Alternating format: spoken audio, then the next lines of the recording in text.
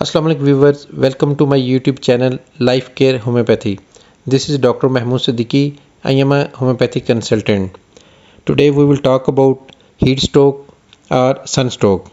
We will know what are the signs and symptoms of heat stroke, what are the causes of heat stroke, its prevention, and in the end, homeopathic management. So let's start.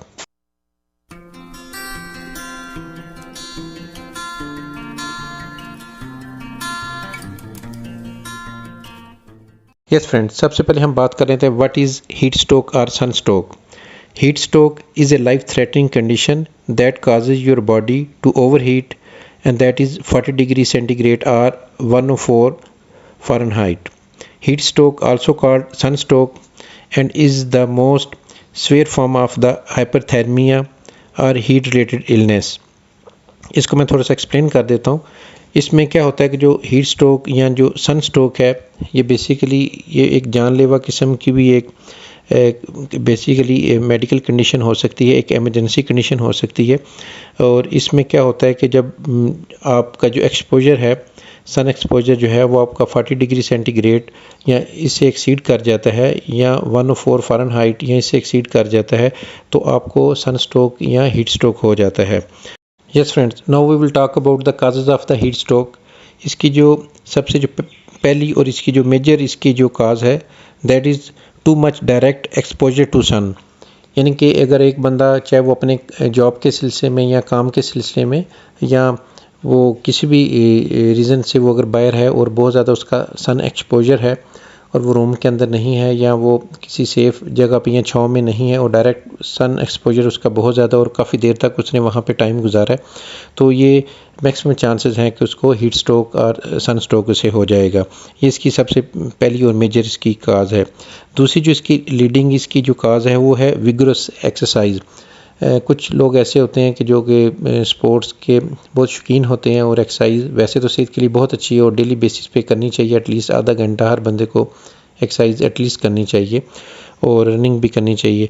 लेकिन इसमें क्या होता है कि वो एक routine set हुई होती है और जब एक्सट्रीम वेदर आता है, मतलब बहुत ज़्यादा जब हॉट वेदर आ जाता है, तो उसमें भी वो एक रूटीन जो पहले वाली है वही सेट हुई होती है, उसी को फॉलो करते हुए वो विगरस एक्सरसाइज कर देते हैं. बहुत ज़्यादा वो रनिंग करेंगे, बहुत ज़्यादा एग्जॉस्ट हो जाते हैं. ठीक है, ओवर एग्जॉशन की वजह से भी जो है फिर वो सन स्ट्रोक और हीट स्ट्रोक हो जाता है, क्योंकि आप बहुत ज़्यादा स्वेटिंग होती है और आपका जो पसीना है वो बहुत ज़्यादा मिकदार में जिस्म से निकल जाता है, डिहाइड्रेशन हो जाती है. प्लस ये है कि आपका सन एक्सपोजर भी हो रहा होता है, तो आपको सन स्ट्रोक और हीट स्ट्रोक हो जाता है. तो आपने ये चीज़ से अवॉइड करना है. तो ये इसकी सेकंड लीडिंग कॉज है.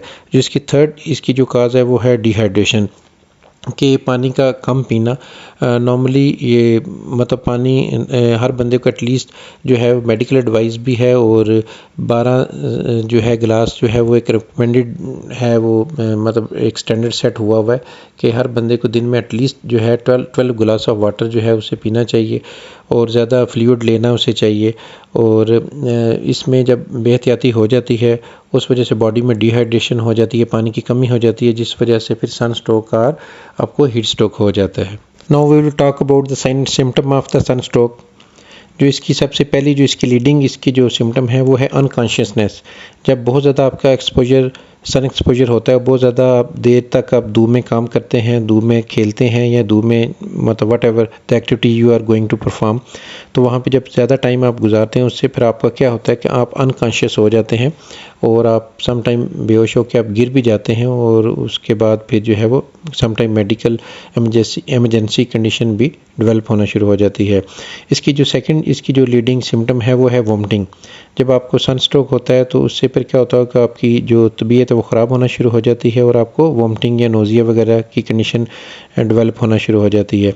और इसके अलावा जो थर्ड नंबर पे आ जाती है वो डिजीनेस एंड हेडेक, यानी कि आपका सर चकराएगा और आंखों के आगे जैसे अंधेरा सा आना शुरू हो जाता है, इस तरह की कंडीशन होनी शुरू हो जाती है. और साथ ही आपके सर में स्वेयर हेडेक भी हो सकता है और मतलब हल्का सा भी मतलब माइल्ड सा आपको हेडेक भी हो सकता है. तो ये भी इसकी थर्ड सिम्टम है. और 4 पे है स्टोमक एक, यानी कि आपको मैदे का दर्द होगा और आपको जो है ऐसा लगेगा जैसे आपका जो एब्डोमिनल एरिया है वो इसमें बहुत ज़्यादा स्टिफनेस है, आप आपको हैवीनेस फील करेंगे आप मैदे वाली जगह पे, तो ये भी इसकी एक लीडिंग सिम्टम है। इसके अलावा जो है इंटेंस थर्स्ट, यानी कि जब बहुत ज़्यादा डिहाइड्रेशन हो जाती है बॉडी में, उसी वजह से, चूँकि वो भी एक मेजर काज है, उस वजह से आपको हीट स्ट्रोक हो जाता है। और जब पानी की कमी होती है तो ऑब्वियसली फिर आपको उसकी इंटेंस थर्स्ट, यानी कि बहुत ज़्यादा शिद्दत से आपको पानी की तलब भी होती है और आपको रिक्वायरमेंट होती है। तो ये भी इसकी जो है मेजर इसकी सिम्टम है। इसके अलावा जो है रेड स्किन, यानी कि आपकी जो बॉडी है जब वो ज़्यादा सन एक्सपोजर होगा, जो अल्ट्रा वायलेट रेज़ हैं वो आपकी जो स्किन है उसकी जो फर्स्ट लेयर है एपिडर्मिस लेयर, उसको वो बहुत ज़्यादा बर्निंग सेंसेशन होगा और वो जो आपकी स्किन है, ठीक है, वो रेड हो जाएगी, उस पर रैशेज़ वगैरह आ जाएंगे। तो ये भी इसकी एक प्रोमिनेंट सिम्टम है।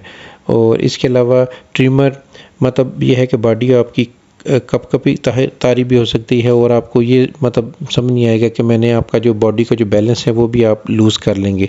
तो ये basically these are the major sign and symptom of the sunstroke.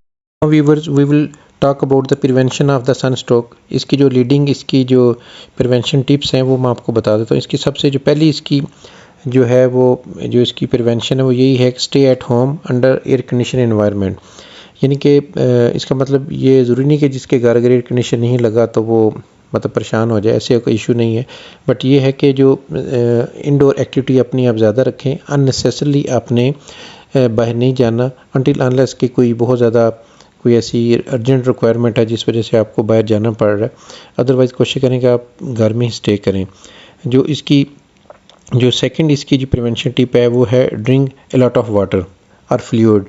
जितना हो सकता है ड्रिंक प्लेंटी ऑफ वाटर, आप पानी का इस्तेमाल ज़्यादा से ज़्यादा करें। 12 से 15 गिलास कोशिश करें कि एक दिन में आप पानी पिएं। और जो आप फ्लूइड इस्तेमाल करेंगे, जो बेवरेज इस्तेमाल करेंगे, यानी कि अगर कोल्ड ड्रिंक वगैरह सॉफ्ट ड्रिंक यूज़ करें तो उसमें ऐसी देखें जिसमें बहुत ज़्यादा मिकदार में शुगर ना हो, कैफ़ीन ना हो या अल्कोहल वगैरह इस तरह की उसमें इंग्रेडिएंट्स वगैरह उसमें ना हो। तो कोशिश करें कि सादा पानी पिएं और ज़्यादा से ज़्यादा पिएं। इसके अलावा अवॉइड एक्सरसाइजिंग इन हीटेड डे, कि जब बहुत ज़्यादा मतलब हॉट वेदर हो और गर्म दिन हो या सर, उसमें कोशिश करें कि आप एक्सरसाइज उस दिन ना करें, आप क्विट कर दें, एक दिन का आप गैप दे दें इसमें। इसके अलावा क्या है कि वियर लाइट क्लोथिंग, यानी कि आपने लूज़ और आपने लाइट और कलर के आपने कपड़े पहने हैं। बहुत ज़्यादा डार्कन कम्प्लेक्शन के या डार्क कलर के आप कपड़े आपने नहीं यूज़ करने, लूज़ यूज़ करने और लाइट और लूज़ आपने कपड़े इस्तेमाल करने हैं। तो ये भी, इससे आपको काफ़ी फ़र्क पड़ेगा और आपका हीट स्ट्रोक और सन स्ट्रोक के आपके चांसेस बहुत कम हो जाएंगे। Avoid being outside between 12 AM to 3 PM। कोशिश करें कि जो है 12 बजे से लेके दोपहर 12 बजे से 3 बजे तक ये एक पीक पॉइंट होता है। इसमें कोशिश करें कि अननेसेसरली आप बाहर ना जाएं और इस टाइम को आप कोशिश करें कि फॉलो करें अनटिल अनलेस क्योंकि एमरजेंसी हो जो एक अलग बात है।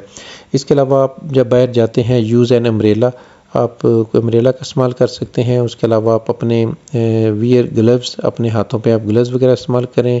वियर गॉगल्स, आप चश्मा वगैरह इस्तेमाल करें ताकि आपकी जो आँखें हैं वो ज़्यादा क्या कहते हैं हीट स्ट्रोक की वजह से आपकी जो आँखें हैं उसमें भी कंजक्टिवाइटिस हो जाता है, वो रेड हो जाती हैं, उसमें स्वेलिंग हो सकती है।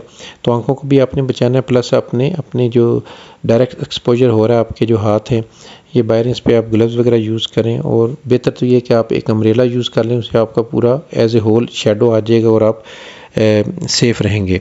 इसके अलावा जो है जो प्रिवेंशन टिप आपको मैं बता दूँ वो है कूलिंग शावरिंग, यानी कि कूल शावरिंग। आप कोशिश करें कि जो है ना दिन में 2 दफ़ा एटलीस्ट जो है सुबह और शाम जो है आप जो है शावर लें और वो कोशिश करें कि मतलब हल्का सा ठंडा पानी हो। उससे क्या होगा कि आपका जो है सन स्ट्रोक के चांसेस कम होंगे। आपका अगर जिस्म बहुत ज़्यादा वार्म है तो वो कूल डाउन होना शुरू हो जाएगा। और इसमें आपने ये ख्याल करना है कि एब्रप्टली कोई काम नहीं करना। ऐसा नहीं कि आप धूप में बाहर गए हुए थे तो फ़ौरन आप घर में आए हैं और आते ही आपने ठंडा पानी या कूल शावर आपने लेना शुरू कर दिया, तो वो आप पे वो जैसे hot and cool method apply हो जाता है, उससे आपकी उल्टा रिएक्शन हो जाएगा और आपको ज़्यादा कॉम्प्लिकेशन और मेडिकल इमरजेंसी कंडीशन भी हो सकती है। तो आपने जब हाई टेम्परेचर से जब घर में आपने आना है तो नॉर्मल आपने पंखे के नीचे बैठना है। आपने पहले अपनी बॉडी को रिलैक्स करना है, काम करना है, कूल डाउन करना है। उसके बाद थोड़ी देर बाद, आधे घंटे बाद फिर आपने शावर लेना है। तो ये आपने ख्याल करना है कि अचानक से एब्रप्टली आपने कोई ऐसा आते फ़ौरन से शावर नहीं लेना जब बाहर से आप आएँ। तो इस चीज़ का आपने ख्याल करना है। इसके अलावा जो आपकी रूम के अंदर जो विंडो हैं अंदर की तरफ तो ऑब्वियसली कर्टन वगैरह होते हैं, तो कोशिश करें कि जो उसका बाहर वाली एरिया है उस पर भी कोई कवर वगैरह या कोई शेड्स आप लगा दें। तो cover windows to avoid direct sun exposure. तो आपका सन एक्सपोजर डायरेक्ट नहीं होगा, एक शेडो सा बाहर बना होगा, उस वजह से आपका रूम जो टेम्परेचर है वो भी आपका ठीक रहेगा। और कोशिश करें कि घर के अंदर अगर सीलिंग हुई हो तो वो ज़्यादा बेहतर है, उससे फिर जो है कि वो जो आपका जो टेम्परेचर है वो कम नीचे आता है, हीट कम नीचे आती है और रूम जो है आपके वो ठंडे रहते हैं।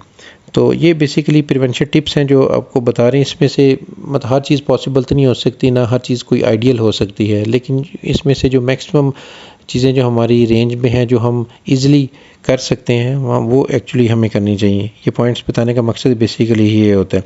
इसके अलावा take frequent breaks while working outdoor. जब आप कोई जैसे मिस्त्री हैं, मज़दूर हैं, या कोई लेबर है, या कोई ऐसा काम है जैसे सिविल इंजीनियर्स होते हैं जो सड़कें वगैरह बनाते हैं, तो वो जिनका डायरेक्ट सन एक्सपोजर होता है, तो वो जब बाहर काम करते हैं तो उन्हें कोशिश करनी चाहिए बीच में वक्फा दें। मतलब आपने घंटा दो काम किया है, फिर आप किसी छाँव में बैठें, पानी वगैरह पिएँ और अपना ख्याल रखें, और साथ ही सन कैप वगैरह भी इस्तेमाल करें ताकि आपके जो है वो सर जो है वो आपका शेडो रहे, ठंडा रहे और ऊपर हीट वगैरह ना पड़े। तो और उसके बाद जो है फिर आपने घंटा दो ऐसे काम के बीच में फिर यानी कि अपने फ्रीक्वेंट ब्रेक्स लेनी है अपने वर्किंग आवर्स के दरमियान। एक कंटिन्यूस पेस के साथ बहुत ज़्यादा प्रोलॉन्ग आपने आउटडोर काम नहीं करना।